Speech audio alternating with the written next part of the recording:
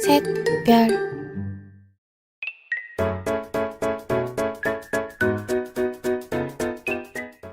Assalamualaikum warahmatullahi wabarakatuh. Halo semuanya, perkenalkan saya Dema Grisali Sorelia dari kelas 12 MIA 2. Pada kesempatan kali ini saya akan menjelaskan mengenai makanan fungsional.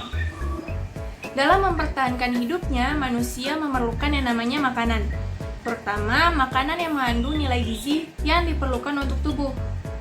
Dengan mengkonsumsi makanan bergizi, maka kita dapat mewujudkan tubuh yang sehat. Kalian tahu tidak apa itu makanan fungsional?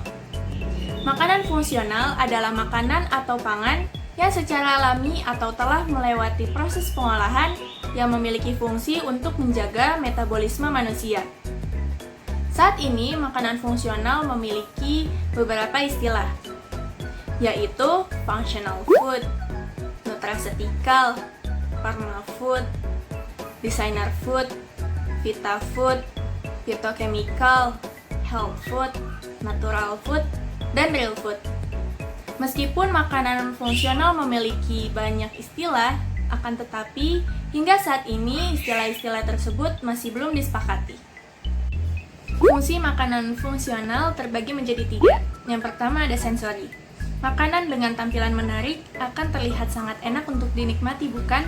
Sehingga akan ada gizi yang masuk ke dalam tubuh. Selain itu, tekstur makanan juga termasuk ke dalam sensori. Yang kedua, nutrisional. Pada fungsi ini, gizi-gizi yang terkandung ke dalam makanan akan memberikan dampak positif bagi setiap tubuh manusia. Yang ketiga, fisiologikal. Makanan dapat memberikan pengaruh fisiologis yang bisa dirasakan oleh setiap tubuh manusia. Seperti sistem imunitas tubuh dapat terjaga dengan baik, sistem saraf dapat bekerja dengan semestinya, menunda proses penuaan, dan dapat mencegah berbagai penyakit. Contoh makanan fungsional yaitu buah-buahan, biji-bijian, sayur-sayuran, rempah-rempahan, makanan fermentasi, makanan laut, dan lain sebagainya.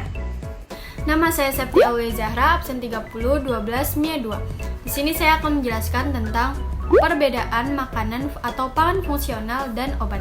Yang pertama ada pengertian makanan atau pangan fungsional. Makanan atau pangan fungsional adalah suatu makanan yang mampu memberikan efek kesehatan di samping efek zat gizi yang secara prinsip terdapat pada makanan.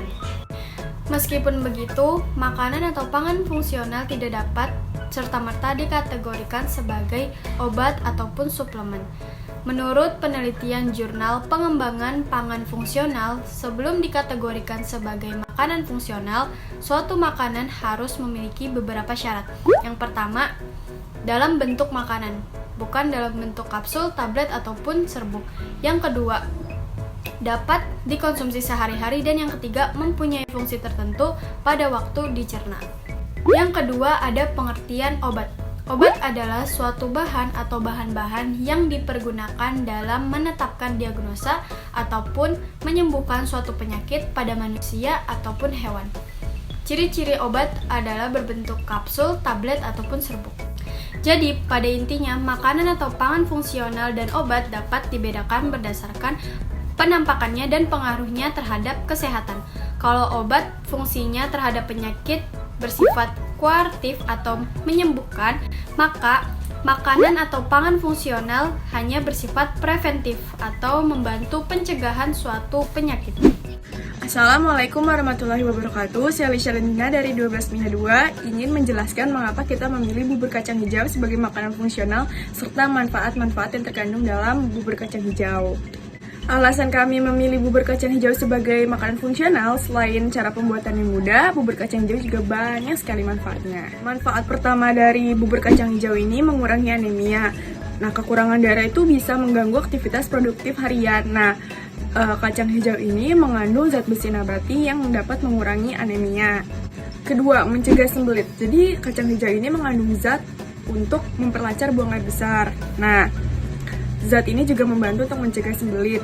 Selain untuk mencegah sembelit, kacang hijau ini juga bisa mendetoksifikasi atau pembuangan racun. Ketiga, memperkuat tulang. Kalsium pada kacang hijau ini dapat membantu pertumbuhan tulang. Nah, pada ibu hamil, tulang yang kuat dapat membantu menopang pada badan bayi. Selain fungsi lain dari Kalsium ini juga mencegah osteoporosis pada manusia. Keempat, mencegah gizi buruk. Protein yang terdapat pada kacang hijau ini dapat menambah produksi sel serta memperkuat pertumbuhan janin. Nah, terus kacang hijau ini juga dapat mengoptimalkan penyerapan protein yang masuk ke dalam tubuh. Kelima, meningkatkan kecerdasan bayi. Asam folat yang terdapat pada kacang hijau ini dapat meningkatkan kecerdasan bayi. Selain itu, nutrisi ini juga dapat meningkatkan fungsi otak bayi. Keenam, meningkatkan imun tubuh. Antioksidan yang terdapat pada kacang hijau ini dapat meningkatkan kekebalan tubuh. Selain itu, lewat antioksidan pada kacang hijau ini dapat menangkal radikal bebas. Kandungan yang terdapat pada kacang hijau per 100 gram itu ada protein, kalium, natrium, vitamin A, vitamin D, asam fosfor, lemak jenuh, dan juga besi. Assalamualaikum warahmatullahi wabarakatuh. Saya Salwa Syakila Jaya akan menjelaskan tentang kandungan gizi yang terdapat pada bubur kacang hijau. Bubur kacang hijau merupakan makanan yang banyak mengandung protein, sehingga baik dikonsumsi untuk orang dewasa maupun anak-anak. Kandungan kacang hijau kaya akan vitamin dan mineral. Bukan hanya itu, nutrisi dalam kacang hijau juga merupakan protein nabati yang terbaik. Secangkir kacang hijau rebus atau sekitar 202 gram mengandung 212 gram kalori, 38,7 gram karbohidrat, 15,4 gram serat, 0,8 gram lemak, dan 14,2 gram protein. Dan juga mengandung beberapa persen folat, magnesium, fosfor, zat besi, kalium, dan lain-lain. Protein dalam kacang hijau juga sangat tinggi, yaitu dalam 202 gram sajian, kacang hijau memiliki protein 14,2 gram atau setara dengan 28% total kebutuhan protein harian. Selain itu, kandungan vitamin dalam kacang hijau juga sangat banyak, seperti vitamin B2, B3, B5, dan selenium.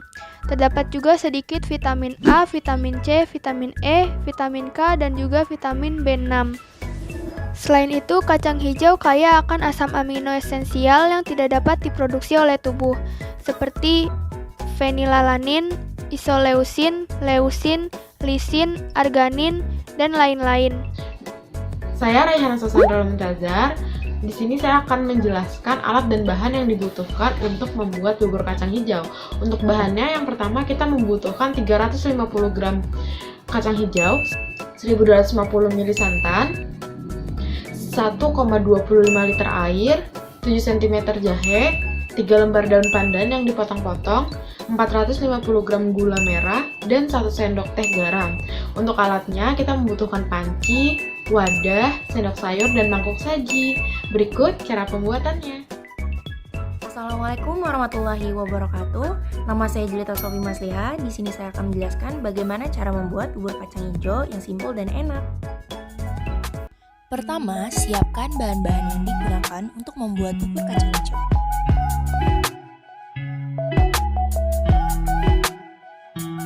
Lalu, rebus air hingga mendidih. Jika sudah mendidih, masukkan kacang hijau ke dalam air yang sudah dididihkan. Tutup dan tunggu kacang hijau menjadi sedikit lunak. Siapkan tepung maizena dan larutkan dengan air secukupnya. Jika sudah terlihat sedikit lunak dan pecah, masukkan santan dan gula merah. Tambahkan sedikit garam dan aduk hingga mendidih. Jika sudah mendidih, masukkan larutan tepung maizena, lalu aduk sebentar hingga kuah sedikit mengental.